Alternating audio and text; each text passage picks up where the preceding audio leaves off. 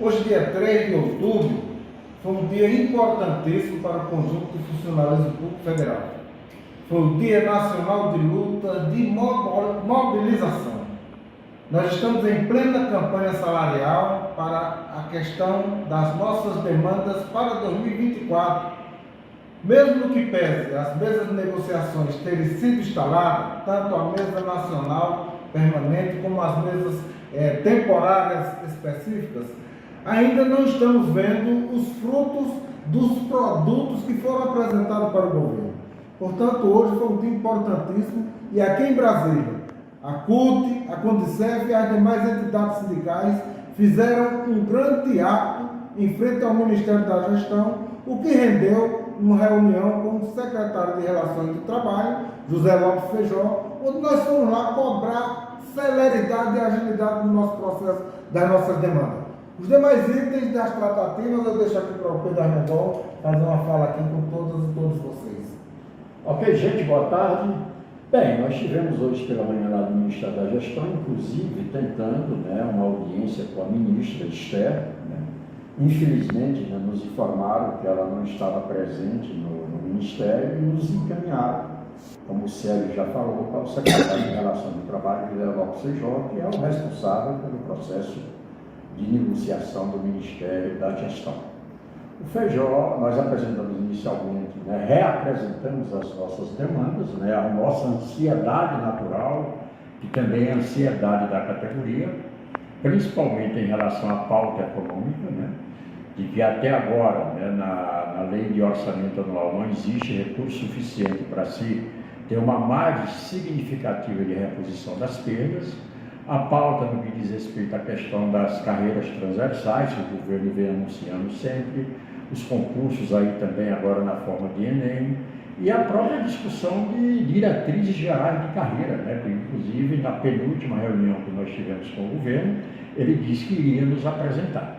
Em relação à pauta econômica, o governo não disse nem sim, nem não, nem muito pelo contrário, mas disse de que a ministra Esther está em busca de recursos, junto às áreas governamentais, e sinalizando para a realização de uma nova reunião da Mesa Nacional de Negociação Permanente para meados de novembro.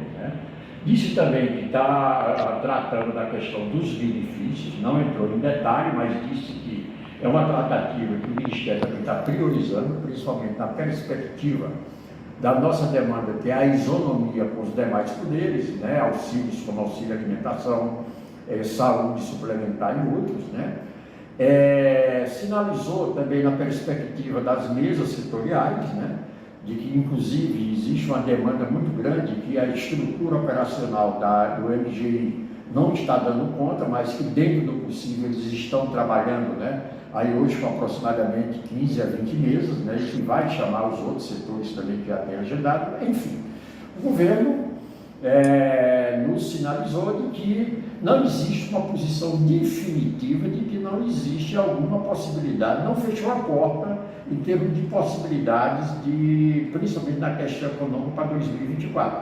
O governo continua condicionado a algumas, bora dizer, probabilidades do desempenho da macroeconomia, como aumento de receita, queda dos juros e etc., mas sinalizou claramente, inclusive entrou até no debate e disse, olha, talvez a gente esteja apresentando, inclusive, alguma proposta de reajuste diferenciado para o conjunto dos servidores, onde aqueles que receberam menos nos últimos períodos podem ter uma perspectiva de mais, e os que ganharam mais nos últimos períodos têm uma perspectiva de menos, mas não entrou em detalhamento, mas ao menos sinalizou com uma intenção, uma concepção, que nós concordamos em parte. Hoje nós na Condicef, historicamente, nós temos a construção de que a política salarial de reajuste linear, ela não é justa, principalmente para a nossa base, porque inclusive na maioria das negociações passadas, tanto dos dois governos Lula como Dilma,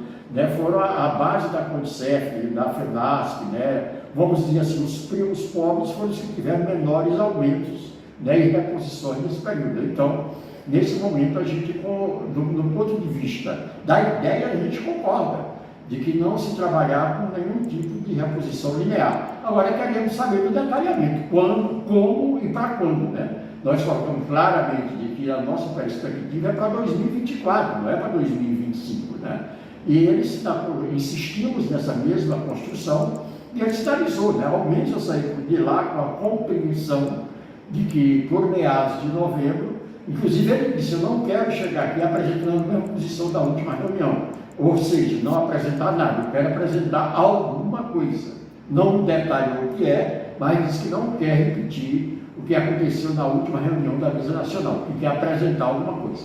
Então, considerando positivo, e agora reforçar para a categoria a necessidade da gente estar reforçando as nossas ações de mobilização, os nossos atos, as nossas atividades, enfim, a pressão para que a gente tanto avance, né, e mude essa realidade no que diz respeito à questão da campanha salarial, como também não esquecemos de pautar na mesa o debate sobre a PEC 32. Está o Lira ameaçando colocar para votação, onde o Feijó, falando pelo governo, disse inclusive que a ministra Esther já tem se posicionado contrário, o ministro Haddad, e de que também se soma a essa voz contrária à PEC 32 e considera uma destruição dos serviços públicos. Então, consideramos, né, que mesmo não sendo uma audiência com a ministra Esther, mas o responsável pela negociação nos sinalizou com possibilidades, não com nada concreto, mas com possibilidades.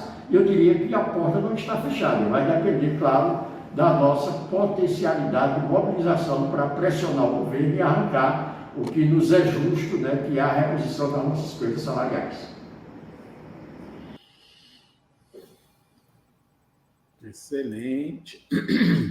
Bom, deixa eu dar uma atualizada aqui nas falas da ministra Esther Dweck. Ela fala que a abertura de crédito extra para um possível remanejamento, direcionando para reajuste salarial, que esse crédito extra dependeria da receita do exercício de 2023 e parte da verba será utilizada para o reajuste salarial de 2024. E ela continua. Em maio, maio de 2024, o governo vai fazer uma nova revisão do que arrecadou em 2023 e, com base no que teve de receita, refaz a previsão para 2024. A ministra Esther Dweck disse que o previsto no arcabouço fiscal é 15 bilhões para entrar nas despesas em 2024, caso o governo cumpra a meta. Tá? Mas o governo já está dizendo que não vai cumprir essa meta porque ele está com déficit. Na verdade, eu acho que essa discussão toda é para ele não ser pressionado por setores que lidam com essa parte de arrecadação do governo, que estão pressionando ele direto. Essa é minha opinião, tá, amigo? E aí ela finaliza. Do ponto de vista da lógica, casa direitinho. Falas da Esther Dweck, tá? O reajuste deste ano foi dado em maio. E em maio do ano que vem, vamos ter o cenário se será possível ou não abrir o crédito, afirmou a ministra. E aí, minha opinião, Nilo, é de que o governo começa a sinalizar de que ele quer, sempre em maio, anunciar o reajuste do servidor. Que aí ele reajuste, aí, dia 1º de maio, ele faz aquela atividade, ele dá o reajuste do servidor, o reajuste do salário mínimo, entende? Todos esses pacotes de benefícios para os trabalhadores ele quer levar sempre para o mês de maio. Como ele já deu 9% esse ano, estou apostando que ele vai manter 9% ano que vem. E toda essa geopolítica do Planalto Central, que você está aí, ela começa a ter as discussões favoráveis. Se o governo quiser fazer qualquer coisa hoje e pedir para que o Congresso Nacional abra um crédito para ele poder atender a demanda, eu acho que ele hoje não consegue. Não é que não consiga, ele vai ter dificuldade para aprovar, vai ter que pagar muito para poder aprovar, entendeu? E aí essa é a questão. Aí foi como como o Pedro Armengol disse. Eu acho que o governo não quer ficar fazendo reunião para dizer que não tem o que dar. Cara, eu também penso assim, né? Às vezes a pessoa fica me perguntando, falando comigo, pô, me dá uma resposta. Aí eu sempre digo, se quiser a resposta hoje é não. Mas, de repente, na semana que vem muda. Mas né? o que Eu acontece? estou indo por essa linha.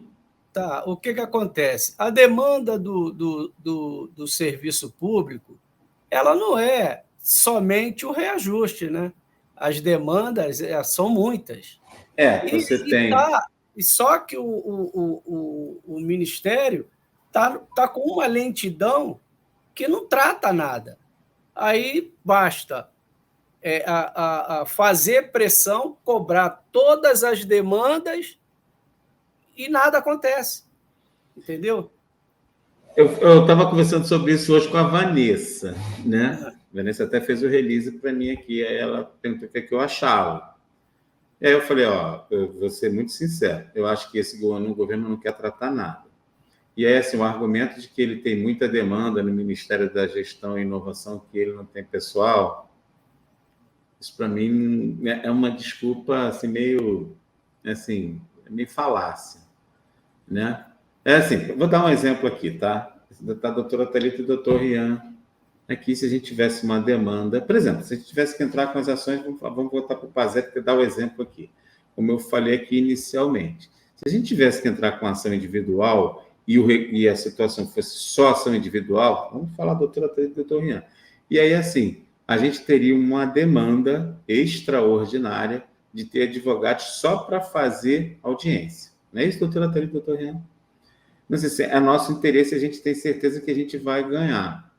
Pô, a gente ia sentar aqui e aí a gente falar, quantos advogados precisam? Eles vão dizer assim para mim, eu preciso de 50 advogados. Como é uma demanda nossa, eu vou falar, então tá, vamos correr atrás para ter só advogado audiencista. Tá? O advogado só vai fazer audiência, para ter a nossa representatividade lá. Eu ia dar solução. Entende? Mas se eu não quisesse dar solução, se eu não quisesse ter esse comprometimento, simplesmente não faria. Aí vamos lá, a ação coletiva não é uma ação. Aí eu falei assim, cara, não estou nem aí para isso aí, eu não quero fazer isso agora, não vou tratar, vamos fazer ação coletiva, depois a gente vê isso aí. Se o governo quiser, Nilo, ele contrata 5.000 pessoas para trabalhar só naquele prédio. Eu sei. Entende? É porque, na verdade, mas de novo, eu entendo a posição do governo, tá? Se eu estivesse no lugar do governo, eu agiria da mesma forma. Porque você vive um momento que tanto faz, qualquer ação que o governo tomar hoje, no sentido de direção para servidor público, ele vai ser apedrejado.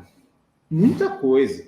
Então, eu acho que nem vale a pena fazer essa discussão agora. O governo precisa trabalhar umas discussões de meta, ele tem um compromisso com o Congresso Nacional, ele tem um compromisso com setores que influenciam na questão de arrecadação do governo, e ele tem uma série de compromissos. E nesse momento aqui, a gente precisa ter um entendimento. Lembra quando a gente teve a pandemia, que todo mundo ficou desempregado, menos servidor público? Servidor público brigar por causa de salário naquele momento não surtiria efeito. E servidor público em casa ganhando. Exatamente. Entende? A gente está vivendo o mesmo momento agora. Assim, a gente, por exemplo, eu sou CINFA, você é CINFA, a gente é CONTCEF. Cara, a gente tem que pressionar o governo para algumas demandas. É a obrigação da gente cobrar. Claro. Mas Sérgio Ronaldo fala das cobranças, mas você vê o contraponto é o Pedro Armengol. E eu tenho mesmo pressionando o Pedro Armengol. Não adianta pressionar o governo agora. Eu falei na última reunião que a gente fez, se eu não me engano, foi lá em Friburgo. Né? Não adianta, não desaparta, não adianta achar que você pode ter uma discussão em separado, por exemplo, dos juros do Banco Central. Isso não interfere no nosso salário. Interfere. Diretamente. Tá? Não adianta você ter discussões sobre essa de o governo pedir para abrir crédito para ele, para a discussão. O governo está numa discussão hoje de gastos para manutenção da máquina pública. Entendeu? Assim, eu acho que o cenário, nesse momento, por isso que eu não estou fazendo questão de ter discussão agora de reestruturação de carreira. Eu prefiro esperar mais ou menos. A poeira está baixando, tá? Mas existe uma necessidade real dos servidores. Por exemplo, conforme eu já disse aqui, o empréstimo consignado era uma forma que o governo poderia ter de de acalmar os ânimos, mas o governo está optando por não fazer. Eu acho que é um desgaste desnecessário para o servidor. Tá? Ele poderia fazer isso de uma forma controlada, entendeu? Mas o governo não quer. E aí eu acho que as coisas elas não desapar. Por exemplo, dava para o governo acalmar? Dava. Entende? Libera empréstimo, 5% do cartão de benefício, tira esses critérios, mas faz o controle da forma de empréstimo. Mas o governo não quer fazer. E aí vem essas discussões. Assim, repercutiu, teve muita repercussão, eu fui um dos que passei, foi o documento que o Ministério do Planejamento devolveu para um questionamento da senadora e que fez até o governo se posicionar. A Esther Debeck falou sobre isso. Ela encaminhou um ofício solicitando uma alteração na LDO de 2024 para possibilitar que o Executivo tenha valores próximos do auxílio alimentação e pré-escolar como os demais poderes. Aí, entende? Que ela está falando aqui de servidores da ativa, porque aposentado não recebe mais o pré-escolar. Não. Entende? Que é para os servidores do Executivo receberem o mesmo valor dos outros poderes. Aí, assim, nos dias 2 e 7 haverá uma mobilização dos servidores pela inclusão. Dia 2 já aconteceu, foi ontem, anteontem, e no dia 7 é essa que você vai participar. Vai ser no sábado. Não é isso? Que vai ter a plenária que vai deliberar se a gente vai fazer greve ou não. E, assim, é sempre na discussão da LOA de 2024. Se vai encaixar alguma coisa na LOA ou não. Arquivamento da PEC 32. Isso não é com o governo, isso é com o Congresso Nacional. E aí a gente tem que direcionar as pressões para lá. E aí, dia 7 está prevista uma nova plenária presencial em Brasília, com a possibilidade de greve para buscar atendimento das pautas de reivindicação que não avançaram. Eu concordo com Pedro Armengol e concordo com o secretário de Relações de Trabalho, Feijó. A gente vai se reunir para falar o quê? Teve uma posição, teve um servidor que acredita que falou aqui sobre a questão do PGPE. O PGPE só reuniu para falar, abrimos a agenda e vamos soltar as diretrizes. Porque enquanto não tiver uma discussão concreta sobre o que ele vai poder gastar ou não, o governo não vai fazer reunião nenhuma. A questão do PGPE também não se falou mais nada. Só teve aquela primeira reunião aí e não falou mais nada também. Agora, botou aí para o mês de novembro, uma próxima. Isso aí está ganhando tempo. Está ganhando tempo. É exatamente para isso. Eu acho que as deliberações sobre quais são os setores que vão ser beneficiados, o governo já tem. Ele não vai mudar agora. Ele está segurando agora a movimentação de setores, como eu disse aqui, que trabalham com a questão de controle do Estado. Esses setores têm muita força na reivindicação, né? E aí avança deles. Não, a gente vai discutindo. Já me fizeram essa pergunta, já fiz essa pergunta para a doutora Thalita e o doutor Rian, sobre questionar na justiça sobre caso o governo não queira dar, né? Não vou dar reajuste salarial. Outros setores receberam reajuste já para 2026 até. É possível a gente brigar na justiça para ter a mesma equiparação, esse mesmo reajuste desses setores? Depende, né, presidente? Porque às vezes a gente não está falando aqui de servidores do executivo, né? Muitas das vezes a gente já está tratando de servidores, por exemplo, do judiciário, que tem uma outra forma de arrecadação que não só do governo. Então, a gente tem que verificar de fato qual judiciário, legislativo, e executivo. Ministério Público. Não, executivo.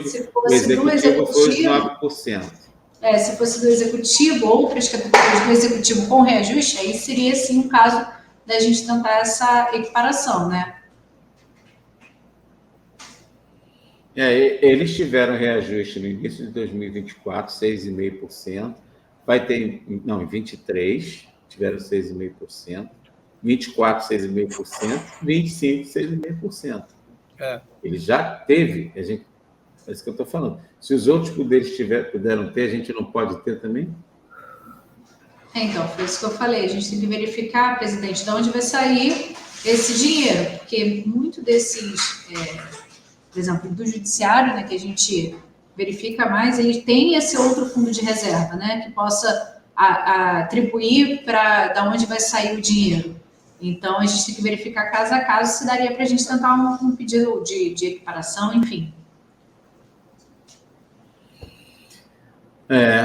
Caso a pensar, a estudar. Bom, Mas eu acho um pouco arriscado pensar dessa forma, presidente, porque a gente trata, né, os três poderes como independentes, então, se fosse caso só do executivo, aí seria uma situação, mas a gente não está tratando aqui só do executivo.